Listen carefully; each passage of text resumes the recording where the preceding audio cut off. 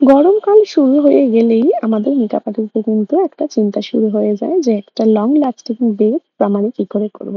তো চলো আজকে আমি সেরকমই একটা টিউটোরিয়াল তোমাদের সাথে শেয়ার করছি। যদিও এটা টিউটোরিয়াল আগে একবার শেয়ার করেছি, বাট আজকে একটু ডিটেলস এ শেয়ার করব। স্কিনটা সবার আগে খুব ভালো করে প্রিপেয়ার করে নিতে হবে। তার জন্য একটা ভালো ময়েশ্চারাইজার দরকার। সেটা তোমরা ওয়াটার বেসও নিতে পারো বা সিলিকন বেসও নিতে পারো।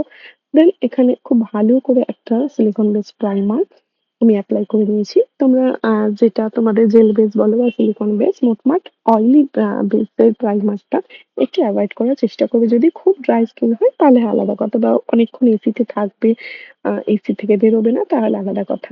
স্কিন প্রিপারেশন করে নেওয়ার পর আমি এখানে আস্তে আস্তে কনসিল, তারপরে বেসের ক্ষেত্রে বলে রাখি যে একটা ম্যাটিফাই বেস কিন্তু খুব ইম্পর্টেন্ট। যে ফাউন্ডেশনটা ইউজ করবে, ফাউন্ডেশনটা কিন্তু ম্যাট তো হবে। ম্যাটের যে ফাউন্ডেশনটা ইউজ করবে, ফাউন্ডেশনটা সবসময় একটু থিন করে নেওয়ার চেষ্টা করবে, একটু পাতলা করে ইউজ করার চেষ্টা করবে।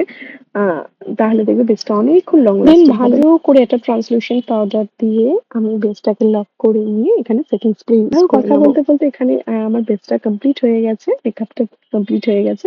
কেমন লাগলো এই লুকটা অবশ্যই জানিও। ও কিন্তু প্রফেশনাল মডেল নয়, কিন্তু ওর উপরে একটা সুন্দর লুক ক্রিয়েট করেছিলাম। কেমন লাগলো অবশ্যই জানিও, আর ভালো লাগলে লাইক, কমেন্ট, শেয়ার করো।